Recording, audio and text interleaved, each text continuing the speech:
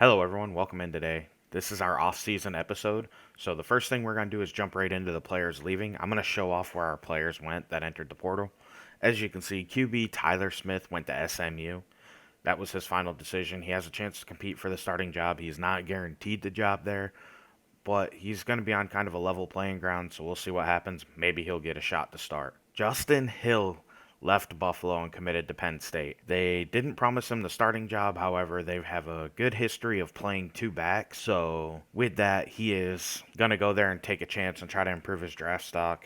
He basically said that he hasn't had a chance to play in a bowl game in his career in Buffalo, and Penn State, at the worst, will be a bowl team. And they have a star quarterback, so he just doesn't see how he can go wrong, so that's why he chose Penn State. J.R. Henry and Thomas Turner both ended up being draftable players in this, so that's pretty cool. We'll see them in our dynasty for sure, and they'll probably be late round picks. I don't think either one of them, probably not quite fours, but they're day three picks, but they're going to get into the draft class. We lost senior Scott Parker, corner Cam Jefferson, our starting guard Ty Sandbor, a backup linebacker. Patrick Farnock had some good plays for us this year. He's going to be missed. Ryan Glad will probably be an undrafted talent. He may get a shot, he may not. He's going to be one of them fringe players that you just don't know what really happens to him. He had a pretty good career in Buffalo, but nothing spectacular. But with 88 speed, he does have a little bit of athleticism, so he might get a shot to make some practice squads and maybe land a role somewhere. Micah Dotson, who seemed to always make the play when it mattered. We're going to miss him at corner. Our starting right tackle, who wasn't very good. Marquez Singleton didn't do much for us. Neither did Powell. Hollier made some plays. He was our leading sacker with 5. We are really going to miss him. He was kind of the head of our pass rush this year. However, I think our pass rush will be much improved next year. Time for him to move on. He's never going to make it in the league. Justice Hopkins, same thing. Patrick Haynes, he could maybe make it as like an undrafted guy. He didn't do crazy things for us this season, but he was steady throughout Buffalo, showing some coverage skills. So he might get a shot to maybe be an undrafted player and just maybe develop, maybe not. We'll have to see. EJ Johnson didn't do anything for us, but he's leaving, so that's everybody leaving. As I said, the two big ones, we're going to miss Justin Hill. Him transferring away for his senior year really sucks, but we'll figure it out from here. I do want to show off some of the quarterback stuff, just to show off where people leaving and all that. Michigan's going to lose Kevin Trujillo. He's going to declare for the draft early. John Luafu, no shock there, declares for the draft early. Colin Lawler declares for the draft early at Ohio State. Stanford lost their starting quarterback in Prince Ware. Bruce Ziemba of Texas A&M went ahead and entered his name into the draft. And of course, Cody Galea did. He's almost certainly going to be a first-round pick. Probably the top quarterback in this class. He was phenomenal. As far as transfers goes, Arkansas State lost Thomas Castellano to Kansas. He's moving up. Will O'Leary's going from Boston College to New Mexico. Jake Gehrke's going to from FAU to Coastal. Tony Ruth is going from Auburn to Missouri. Devin Guger is going from San Diego State back home to UVA. Stevie Griffiths is going from USC to Washington. Rayvon Walker is going to go from USC to Virginia Tech. He's heading back to the East Coast. Tyler Smith's going to go from Texas to Texas Tech. Devontae Stewart is going to go from UCLA to Tennessee, so we might see some improvement from them this season. Of course, Tyler Smith. Luke Kramer's going from Nebraska to Texas A&M. Grant Nassib's going to go from Air Force to Colorado. Bobby McElroy's going to go from NC State to Oregon State. Mickey Mitty, one of them backup quarterbacks at Penn State, is going to go to Clemson. They needed a QB improvement. Jemery Palmer is going to go from Houston to Maryland. It shows Air Force on there, but he's already transferred once before, so I'm transferring him a second time. That's why it shows Air Force. Kari Manoa is going from Northwestern to Boston College. Cody Dingle's going to go from Penn State to Utah. He was the backup at Penn State last year. Penn State's pretty loaded at the position still at quarterback, so at least starting-wise. He's going to go home to Utah and take over for the Utes. Tyler Kowalik going to go from Boise State to Indiana. Larry Udegwu is going to go from Tulsa to USF and have a chance to start. And then these are some of the guys that thought about going pro, ended up staying. Eric Stover is a big one that I've seen from Ball State. Dalton Hamilton, Jared Williams, Michael Wright being at the top of the board here. He has a chance to maybe be an early pick. So these are some of the guys who are graduating. Now, when you flip it over, I looked through, I'm not going to show every position, but the big thing that I found that was quite interesting is we got Colbert Hicks, a transfer from Arkansas. He's going to go from Arkansas to Buffalo. He's out of Florida, so I'm guessing he knew Coach Kent Williams, or somebody he trusts knows Coach Kent Williams and said, "Hey, go up to Buffalo and play for this man because he's an honest man. He's going to give you a shot and he's going to put you in the best position to succeed." I'm guessing it's probably his high school coach from back home in Clearwater that recommended he go play for Coach Williams. So we're excited to get Colbert Hicks in. He has some speed at 90. He has pretty good acceleration and agility. Route running's pretty good. His hands are need a little bit of work, but we can work with that. Hopefully he gets open and he can make some fantastic plays for us this season. We, of course, are going to accept Colbert Hickson as a transfer, but that just shows you that he's transferring to our team. So taking a look at our recruiting board as we get ready to advance into the final week, everybody we are going after is on this page right here. Forrest Farmer, 5,000 points towards him. We really need a quarterback. We're also throwing 5,000 at Tyler Mattingly. And Forrest Farmer, as you can see, is a plus 19 overall quarterback. He doesn't have the strongest arm. He has more accuracy, but he's kind of able to move a little bit with 76 speed.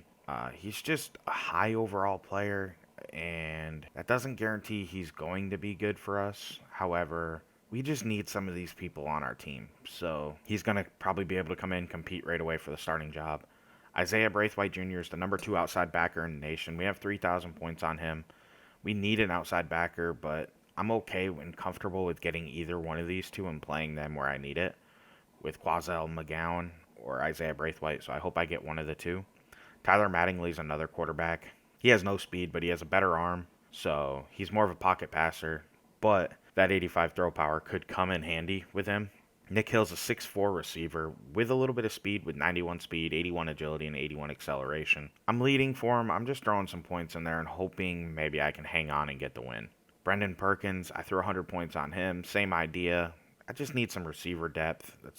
And Careless Carter, I threw 5 on him just because, why not? We're the only school, I jumped into his late, and I believe we're the only school that's offered him a scholarship, so we might be able to jump up to the top, so I just threw 5 points on him. A couple people that I do want that I don't expect to get are Malik Kaysen and Jeremy Fennell. I just can't, I already have 2 defensive ends basically with Atkins and Osherman coming in, so I just can't justify going all in on Fennell as well. Kaysen, I could use a tackle, but I'm already behind, and I just don't want to dump all them points in him. So we're going to miss out on them too, but kind of is what it is at this point. So let's go ahead and take a look at our board real quick. Carlos Carter never committed, so that's kind of sad, but what can you do? You know, unfortunately, that's going to happen sometimes. However, we did land Isaiah Braithwaite Jr. We did land Quazell McGowan. That's huge. Both backers, we really need help there. I'm excited to have them both in town. We did get receiver Nick Hill and Brendan Perkins, couple them with our transfer from Arkansas, and I'm really excited about the potential of this team. You look at Fennell ended up committing to Utah. I kind of figured he would. Cameron Bryan, another quarterback I was interested in but just couldn't stay in the fight, went to FAU. Kyle McGee, a linebacker I was interested in, went to Colorado State. Fred Brown went to Central Michigan. He's more of a receiver, but he was out of New York, so I was trying to get him. QB Lion Gardner went to Eastern Michigan. And then we landed both quarterback commits in Forrest Farmer and Tyler Mattingly. That is huge for this team. We needed them to come in here and compete for this job, so you're probably looking at one of these two as your starter here. Malik Kaysen, as I figured, went to Oregon. Ty Sawyer went to Charlotte. And Stephen James went to Old Dominion. Looking at where our class ranks, we ended up the 29th best class in the nation. With Buffalo, I'm very happy with that result. Northern Illinois is the only team out of the MAC ahead of us, and they are number 22 in the nation. That's a pretty good class for Buffalo, so we're excited to see how much it can impact this team going forward. And just showing off here the top 10 classes around the nation. Wisconsin led the way, followed by Florida State, USC, Georgia, Texas A&M, North Carolina, Michigan, San Diego State, Florida, and UCLA. San Diego State's moving up to the Pac-12 this year, so that's a big class for them as they enter the conference, and they just won a title shortly before we started showing this sim. Jumping in here to position changes, I don't expect any quarterbacks to have their positions adjusted at all. Don't see anybody that's athletic enough to do that. Maybe Brian Romney down the road could try to transition, but he'd have to put some weight on and maybe try to play some tight end or something. But As you can see, Forrest Farmer comes in. He has 94 awareness, so that's why his overall so high. We'll have to see how he plays. He has, I think, kind of like a low floor but a high ceiling type guy. And Tyler Mattingly has that higher ceiling but a little bit of a lower floor. We'll see. This quarterback situation's far from figured out. Running back wise, there's nobody that I'm changing position on. Wide receiver, Colbert Hicks coming in is huge. And you can see it's very important to get this class in here. And once again, I'm not changing any positions here. So as far as the O-line goes, Devin Holmes is staying at left tackle. Shavarez Nwosu is going to slide in at left guard as a starter. Center is going to stay the same. At right guard, we move Kevin Rhodes over from left to the right side along with Wayne Pierre, just so that way we have some more depth on the right side. And at right tackle, we have Riley Kern, and he'll be competing with Jay Wolford in the offseason for a chance to be our starting right tackle next season. As far as the D-line goes, we moved Afuatu Atkins down to left end, and he'll probably be our starter there. As you can see, we have some depth behind him with Ryder and Davis. Osherman's going to slide in at right end and become our starter right away. Defensive tackle, nothing changed. As far as outside backer goes, we have some guys competing for our left outside linebacker role. We have Jarvis Bryant, Trevor Snyder, Jonathan Efford. They're all going to compete for the starting job. Whoever has the better offseason is going to get it. Middle linebacker-wise, Quazell McGowan's going to step right in as a starter, and we have some depth behind him with some younger guys on the team. And then Isaiah Braithwaite's going to start right away at right outside backer for us. Looking at our corner room, Chris Mitchell's going to be probably our top corner right away. Jeremiah Ingram, and then Kailani still slotting in after that. And we have a few other commits on the team here. Free safety, it's going to be Josh Thomas sliding right in as starter. And then Seth Weischer remaining starter at strong safety. So, as you can see, moved a few positions around, but not a whole lot of changes here. Going ahead and looking at our training results, quarterback Josh Taylor went up by 4 to a 74 overall. Romney improved too, from a 55 up to a 59. So, we'll see. Awareness improved quite a bit for him. As far as throw power and stuff like that, let's see how they did. Josh Taylor improved his accuracy by 4 and his throw power by 1, so that's huge. Romney still doesn't have the best arm, but he can still be maybe a scrambler option if we need him. Running back wise, Dylan Johannesson didn't improve at all. That's tough. Sonny Godfrey improved a little bit, but he really wasn't that impressive last year. And Nick Smith and Khalil Hummingbird, not expecting a whole lot out of them guys. Fullback, Bryce Spayton improved by 2 and Sean Stevens dropped by 3. Receiver, this one's a little disappointing. Our transfer, Colbert Hicks, dropped by 3. He didn't play last year. He was redshirted, so sometimes this happens with the new mod, but that's all right. He'll get on the field for us this year, and he can make an impact. Keemon Williams went up by 2. Dontrell White went up by 5, which I thought was huge and rather impressive. Ernest Cross went up by 1 and 3 for Calvin Bryant. At tight end, Dalton Alexander didn't improve at all. Seth Bludgett picked up 3. At left tackle, Devin Holmes went up by 1. Backup guards improved. Woody the third really improved. At center, Michael Rydell improved a ton, up 6 to an 86 overall. We look forward to using him this year. That's going to be great. Our offensive line should be improved with him and Nwosu. At right guard, Rhodes is up to a 79. We'll take it. And at right tackle, this decision's going to be tough. I think we'll have to figure it out and see who plays better. Right now, I'm leaning towards starting the sophomore in Riley Kern just because of his age, but we'll have to see how it plays out. Depth defensive ends improved a little bit here. At defensive tackle, Christian Smallwood went up by 3 and Henderson by 1. Schaffenacker went up by 3. 5 for Tyler Garrick. And Josiah Voisin went up by 3. At outside backer, this is going to be a tough call as well because Trevor Snyder's younger and he improved more than Jarvis Bryant. So I have a kind of a little bit of a feeling of going with Trevor Snyder even though he's 1 overall worse. We've seen a little bit of an improvement from middle linebacker Janarvis Lewis. He went up by 3.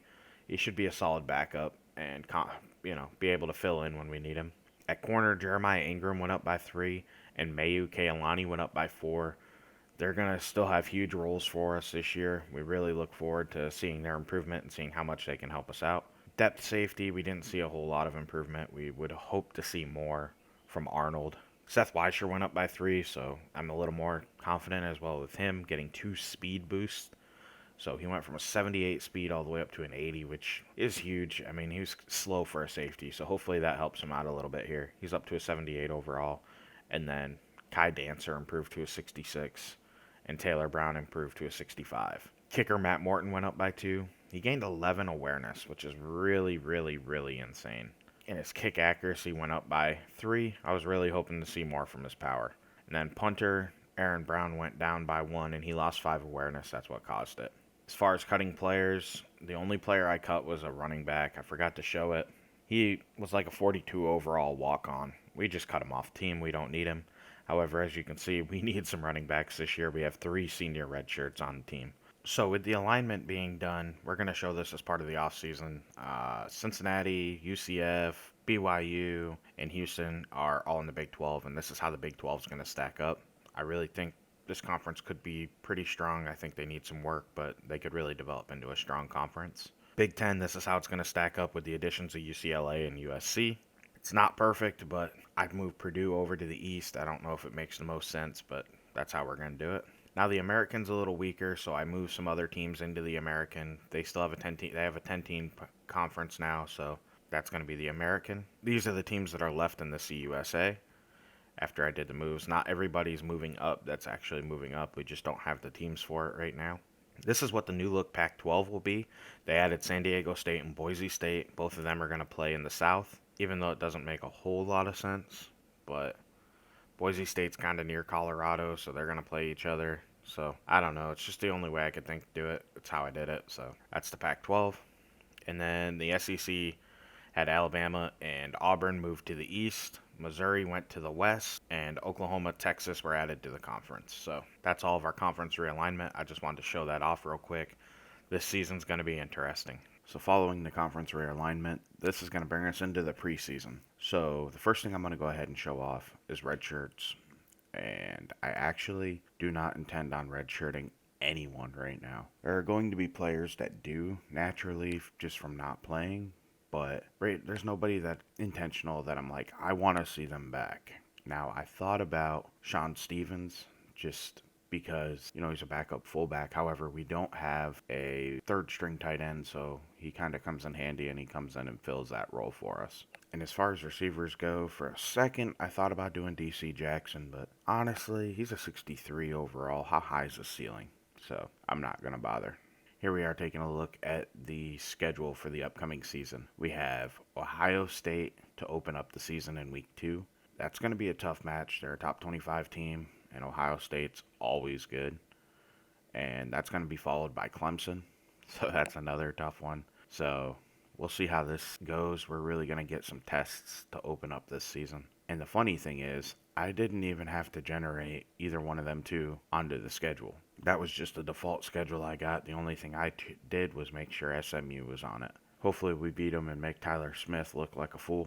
We'll see. Followed by Toledo, Central Michigan, Ohio, Miami of Ohio, Northern Illinois, Eastern Michigan, Akron, Bowling Green, and Kent State. It's going to be an interesting schedule. We'll have to see how it goes and how everything works out. I'm looking forward to it. We get to play on the gray turf in Eastern Michigan, so that's going to be pretty cool as well. So we'll see. I'm looking forward to the upcoming season, though.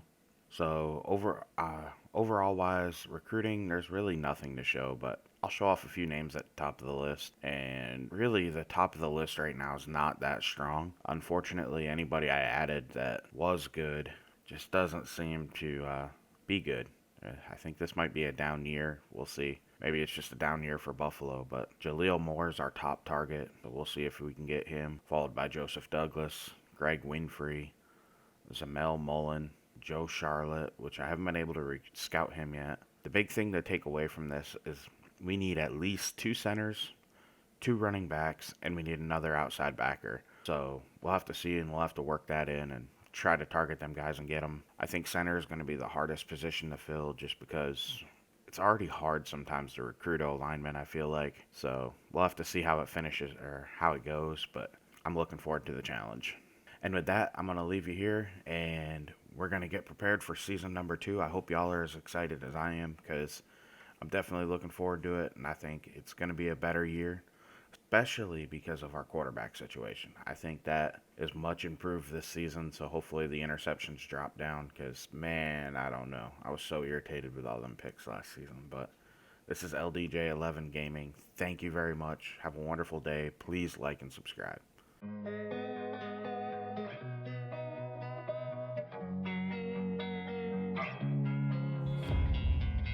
sometimes you just gotta believe there's something that'll give you relief. There's something that'll have what you need, what you need.